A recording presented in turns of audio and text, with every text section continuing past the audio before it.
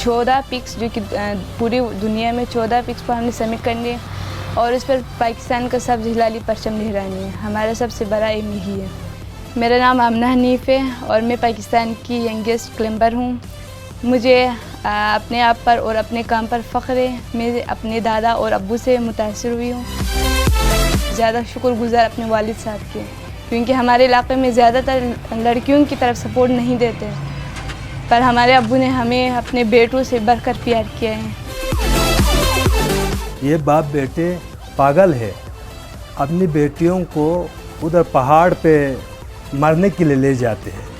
लोग तो कहते हैं, बहुत कुछ कहते हैं। अब्बू ने ऐसा कहा था क्योंकि मौसम बहुत ख़राब हुआ है, बर्फ़बारी भी हो रही थी वहाँ पे, तो अब्बू ने कहा चल हम लौट चलते हैं। फिर हमने कहा नहीं, अब इधर तक आए तो बस थोड़ा ऊपर हम जाके फिर हम चलते हैं। चाचा ने हमें ट्रेनिंग ऐसी दी है कि किसी चीज़ से खौफ ज़्यादा नहीं हो, और हमें रास्ते में बहुत रुकावट आए फिर भी हमें खौफ ज़्यादा नहीं हुए, और हम अल्लाह ताला का शुक्र अदा करती हूँ कि उन्होंने हमें पिछले साल कामयाब अता फरमाया।